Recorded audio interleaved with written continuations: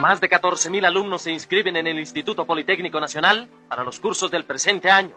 El presidente de la República asiste a la apertura acompañado de altas personalidades. El desarrollo del Politécnico requiere la construcción de nuevas aulas, laboratorios y un internado para 1.500 alumnos, expone el presidente de la Federación de Escuelas Técnicas.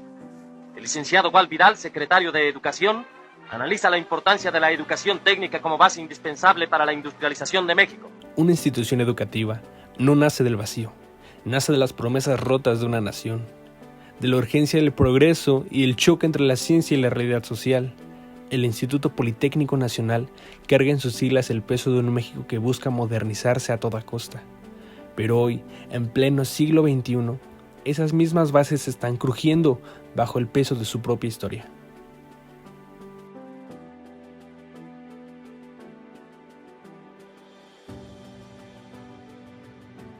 Para entender las tensiones de su identidad actual, debemos retroceder 2 siglos, viajar al origen de una idea que prometió cambiar el orden del mundo.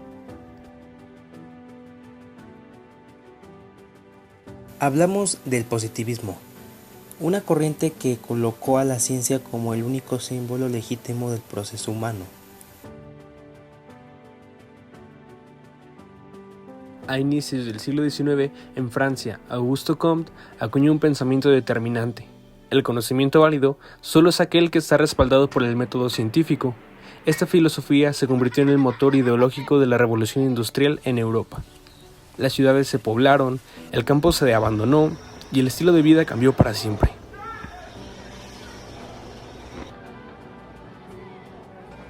A México esta oleada llegó a través de un hombre, Gavino Barreda, quien era alumno directo de Comte, en el cual, en su famoso discurso cívico, Barreda introdujo el nombre Libertad, Orden y Progreso, convenciendo así al presidente Benito Juárez de reformar el país bajo estos principios.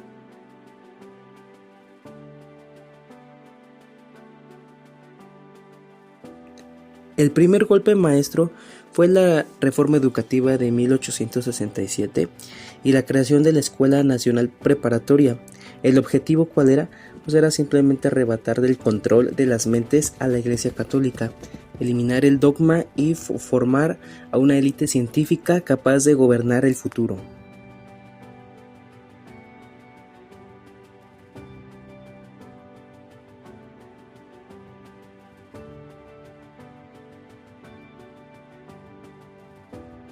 Fue el régimen de Porfirio Díaz el que convirtió el positivismo en una política de Estado absoluto. Aunque Juárez sembró la semilla, fue el régimen de Porfirio Díaz el que convirtió el positivismo en una política de Estado absoluta.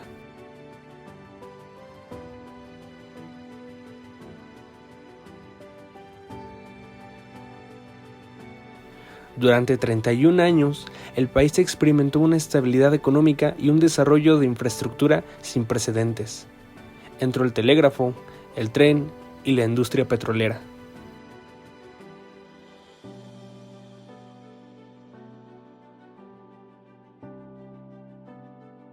Pero el progreso positivista porfiriano tenía un precio oscuro, ya que se aplicó el darwinismo social. Lo que es una teoría cruel que justificaba que las clases prósperas siguieran siendo la élite, mientras las clases bajas estaban condenadas a la precariedad bajo el argumento de la evolución social.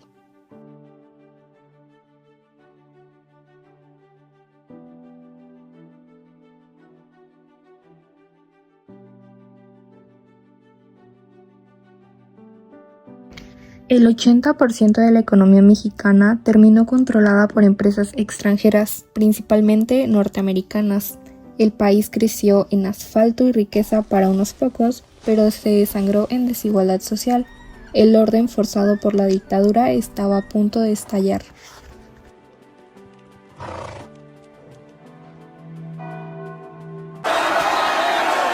El 20 de noviembre de 1910, el descontento social acumulado encendió la Revolución Mexicana.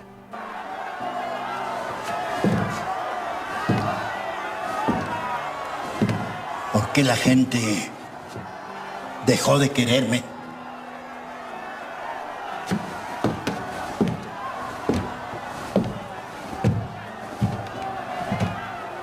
hice mal? Señor, el amor de los pueblos cambia. Pues entonces los obligaré. Les haré ver cuánto me necesitan. Si no me quieren ya, tendrán que necesitarme. Señor, usted nos enseñó a amar este país. Y este país es su gente. ¿Qué puede hacer? Acabar con toda su obra. Echar por la borda años y años de trabajo, esfuerzo, progreso.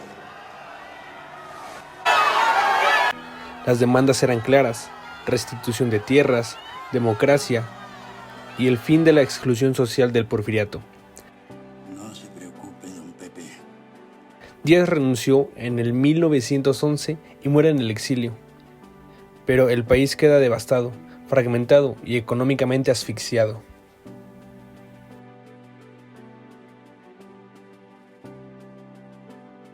En los años 20, el país intentaba ponerse en pie. La moneda oficial no existía en muchas regiones. Consecuente a esto, circulaban los bilimbiques, los cuales eran vales militares que la gente y los comerciantes rechazaban por su falta de validez. En este medio de caos financiero surgió una prioridad, la cual era alfabetizar a la nación. Para el año de 1921, bajo la presidencia de Álvaro Obregón, nace la Secretaría de Educación Pública.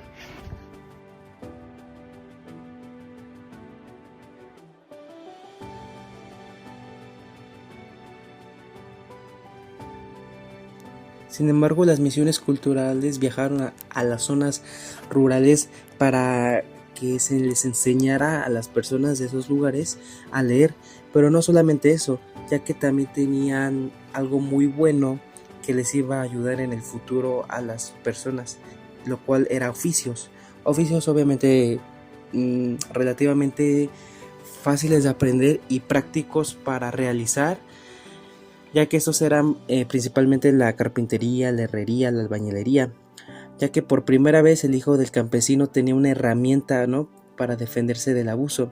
Pero esto apenas era el preludio, ya que la crisis mundial de 1929 obligaría a México a dejar de depender del extranjero y a fabricar su propia tecnología.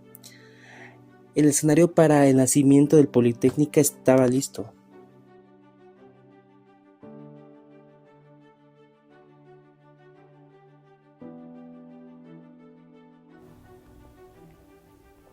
En 1929, no solo se destruyó la bolsa de valores del Wall Street, se destruyó el modelo económico de un México que dependía enteramente de comprar tecnología de afuera.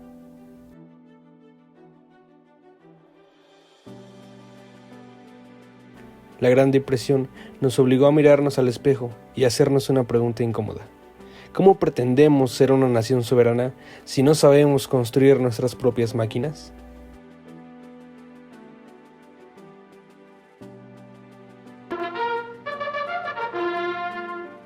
Por iniciativa del general Aguirre Manjarrés, se crea el Banco del Ejército y la Armada.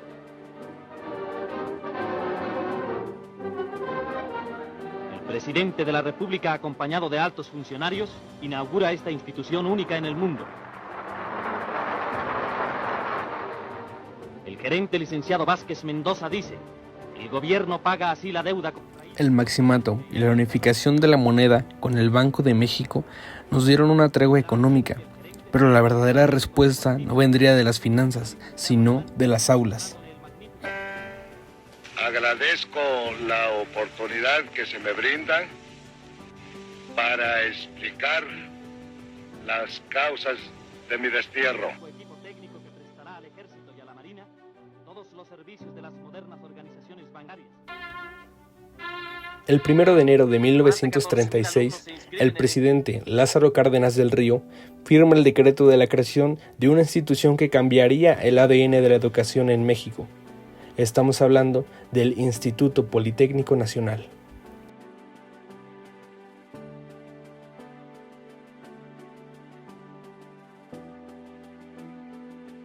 No fue un hecho fortuito ni capricho político.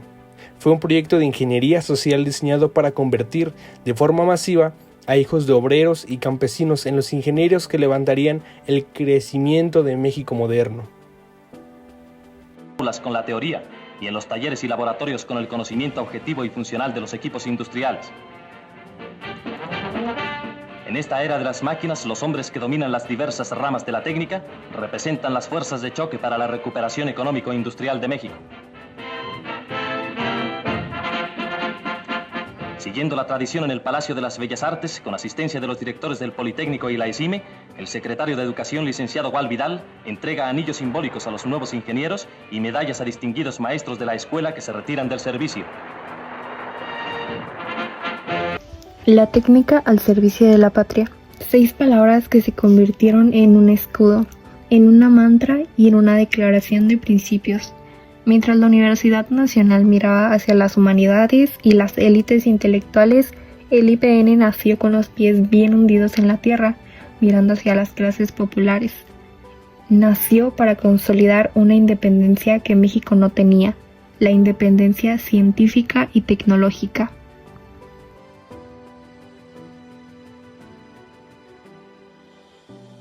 Pero aquí es donde empieza la primera gran tensión de su identidad. A diferencia de la UNAM, por ejemplo, que tuvo su autonomía en 1929, el Politécnico nació ligado al cordón umbilical del Estado. Fue concebido como un brazo directo de la Secretaría de la Educación Pública.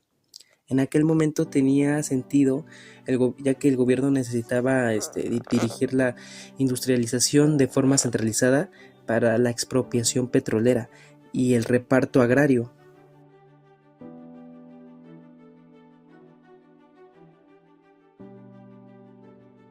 El problema es que el siglo XX cambió, el modelo del Estado cambió, pero el cordón umbilical estructural jamás se cortó.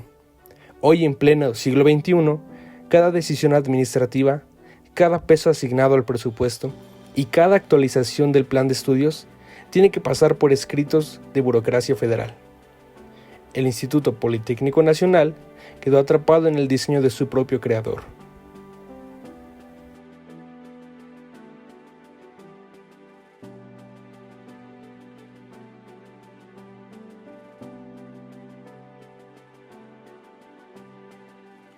El Estado mexicano quería técnicos eficientes, hombres y mujeres que operaran máquinas y obedecieran los planes de desarrollo nacional, pero cometieron un error de cálculo en su propia fórmula positivista, ya que al enseñarle a la población más vulnerable a pensar con el método científico, también les dieron la herramienta para analizar con frialdad las injusticias de su propio entorno.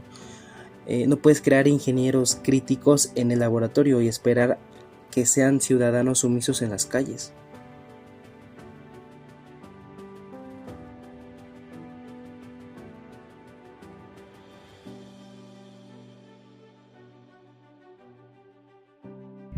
Y la tensión estalló. Un pueblo sin universidad no puede subsistir. Así lo dijo el primer virrey y lo he de repetir. La ciencia es universal y debe de impartir. El movimiento estudiantil fue una respuesta clara, consciente a las agresiones de los cuerpos represivos del gobierno. De ninguna otra manera. El movimiento estudiantil de 1968 demostró de qué estaba hecha la comunidad politécnica. Vocacionales enteras, como lo fue la Vocacional 7, se convirtieron en bastiones de resistencia civil y organización colectiva. Exigían libertades políticas, el fin de la represión y el respeto a la democracia. Una comunidad de sentido, ¿no? En la que eras hermano de todos los que estaban ahí.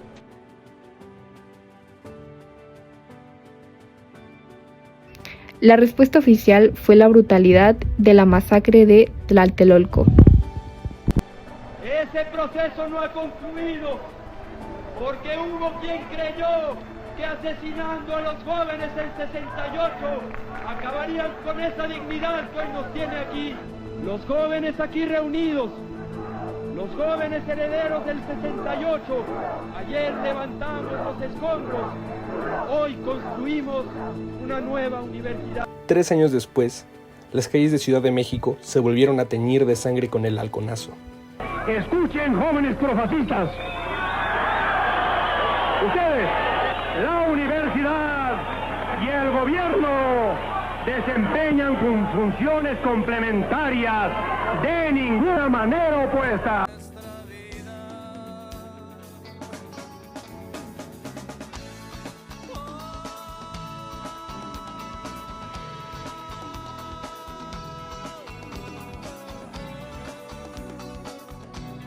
Nuevamente, los estudiantes del Politécnico estaban en la primera línea de fuego.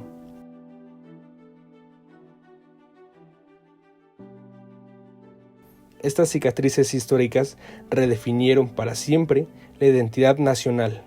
78. Es la tarde del 10 de junio de 1971 y la marcha intenta llegar al Zócalo capitalino. Los estudiantes se atreven a manifestarse. Respaldan. El Instituto Politécnico Nacional ya no era solo una escuela técnica del gobierno, era una comunidad consciente. Era crítica y profundamente ligada a los dolores sociales del pueblo mexicano. Luis Echeverría Álvarez, la apuesta de libertad duró poco. Desde las calles aledañas a la Avenida de los Maestros irrumpen los halcones, portan varas de bambú, palos de kendo. Después aparecen las armas de fuego. La agresión se prolonga, el tiroteo acalla la protesta, mientras los estudiantes se repliegan. En ese momento no se conocerá una cifra oficial de heridos y fallecidos, pero sí la hazaña con la cual se actúa contra los jóvenes. Algunos son rematados en el Hospital Rubén Leñero. Hoy se estima que fueron asesinados cerca de 120 estudiantes. Los autores materiales fueron los halcones, grupo de choque creado y entrenado por el entonces gobierno federal para impactar a movimientos sociales. Tras la agresión, el presidente, el priista Luis Echeverría Álvarez, se deslindó de los hechos y toda la responsabilidad política recayó en las autoridades del entonces Distrito Federal. Sin embargo, no hubo responsabilidad penal.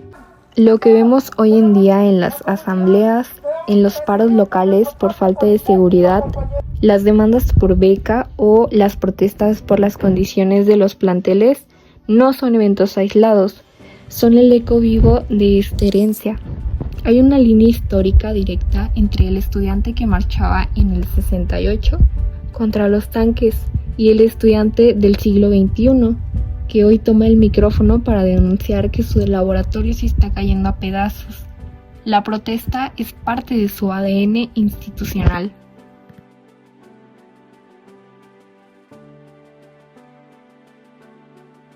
Llegamos al presente. Al México de la sobrepoblación, de la megalópolis, que devora recursos y demanda oportunidades en un ritmo insostenible. En los últimos 20 años, la Ciudad de México sumó a más de 1,5 millones de habitantes. Los trayectos de transporte metropolitano para llegar a las escuelas se volvieron largos, costosos y peligrosos. Y en el medio de esta presión demográfica, el Politécnico se encuentra en un cuello de botella estructural.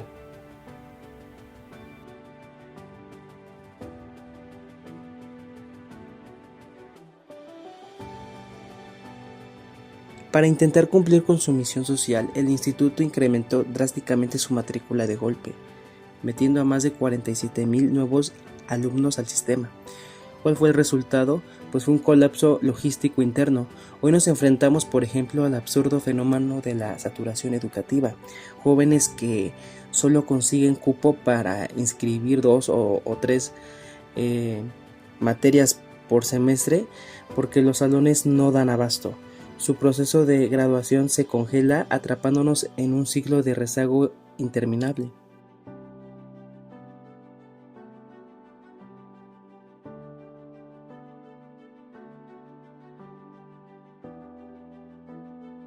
Y no solo es el espacio en las bancas, es la vigencia de la técnica misma. Los laboratorios de las ingenierías, el corazón del IPN, están quedando obsoletos ante las demandas del mercado global y de las nuevas carreras tecnológicas. El presupuesto asignado federalmente se diluye entre la enorme nómina y el mantenimiento básico, dejando así la innovación científica en segundo plano.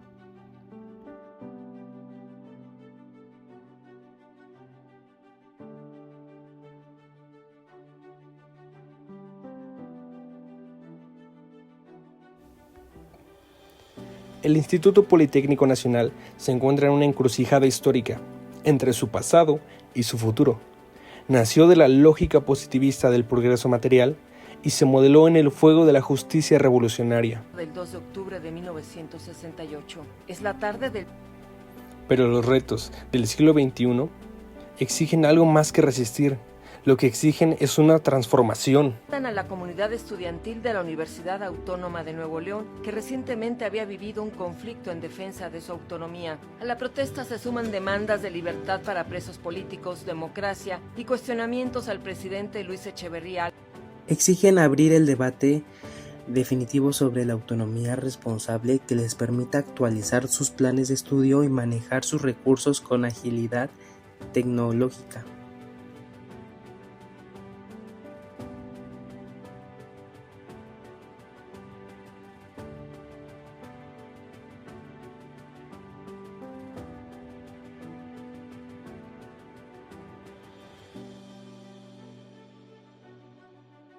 Y exigen, sobre todo, una inversión pública masiva y real que dignifique las aulas de aquellos sectores populares a quien se les prometió la ciencia sería su escalera hacia una vida mejor.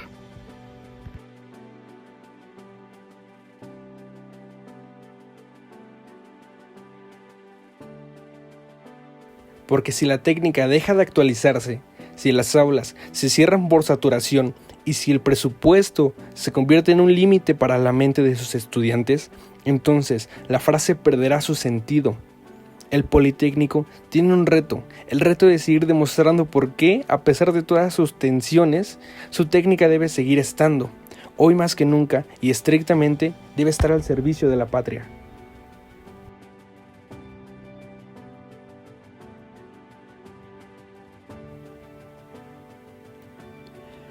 Como conclusión, la historia del Instituto Politécnico Nacional no puede entenderse únicamente como la historia de una institución educativa.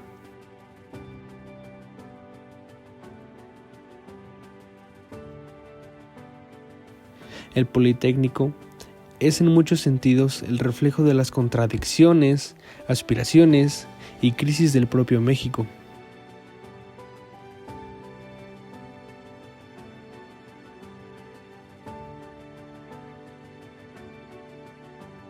Nació como un proyecto de justicia social, pensado para abrir las puertas de la educación técnica y científica a las clases populares, para construir un país moderno desde el conocimiento y el trabajo.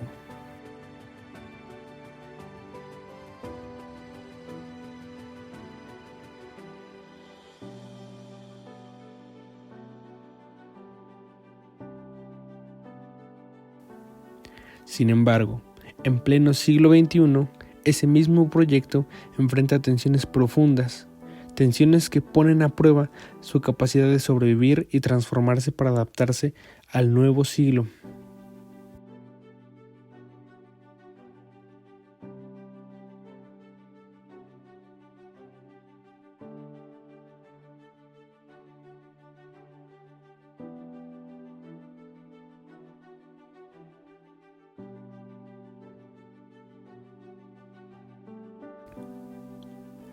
La sobrepoblación de la Ciudad de México ha convertido al Instituto Politécnico Nacional en una institución rebasada por su propia importancia, pues cada año miles de jóvenes ven el Politécnico como la posibilidad de movilidad social, una posibilidad de estabilidad y de futuro.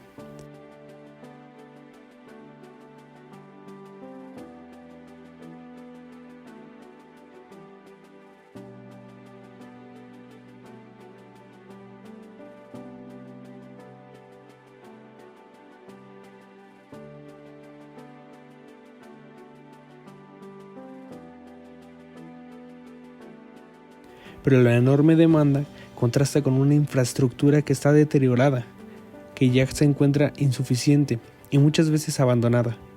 Los pasillos saturados, los laboratorios que están quedando cada día más obsoletos y las aulas incapaces de responder al crecimiento estudiantil.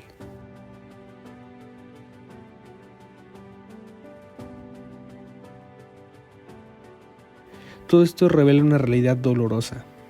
Si bien el país sigue necesitando del Politécnico, pero no siempre está dispuesto a invertir en él, esa es la realidad.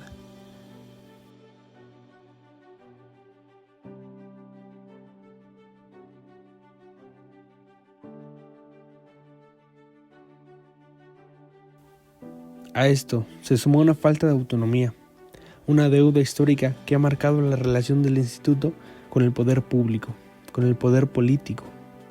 A diferencia de otras universidades públicas, el IPN ha vivido bajo estructuras administrativas sujetas a decisiones externas que muchas veces han limitado su capacidad de transformación.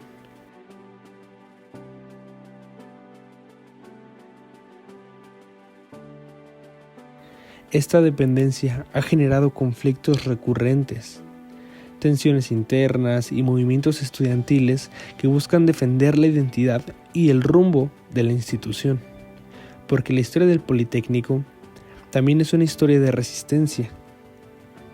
Estamos hablando de los paros, las movilizaciones, las luchas estudiantiles y los episodios de violencia política que son hechos históricos, pero desgraciadamente se encuentran aislados del conocimiento público, porque siempre son ocultados por poderes un poco más grandes que el orden público.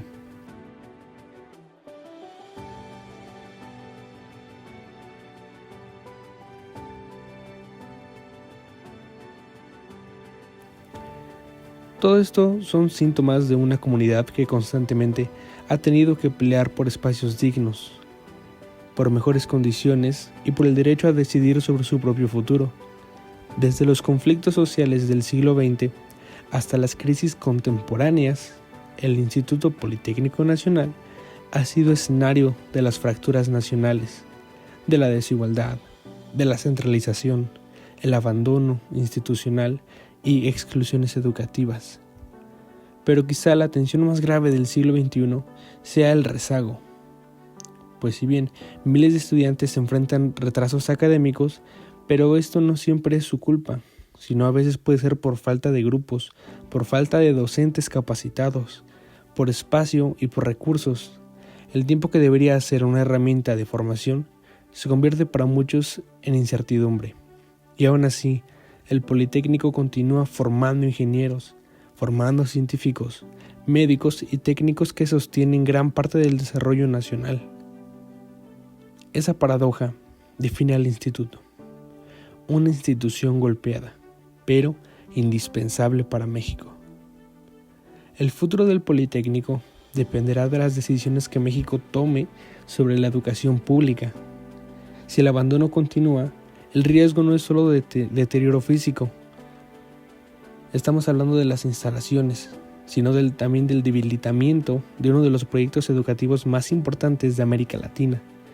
Porque cuando una nación descuida sus instituciones científicas y tecnológicas, también compromete su capacidad de enfrentar el futuro. Sin embargo, el IPN también posee una fuerza histórica difícil de destruir. Su comunidad, estudiantes, docentes, investigadores y trabajadores han demostrado generación tras generación que el Politécnico no vive únicamente de edificios, sino de la convicción colectiva que la educación puede transformar vidas y cambiar al país. Esa identidad combativa, popular y profundamente social sigue siendo su mayor patrimonio.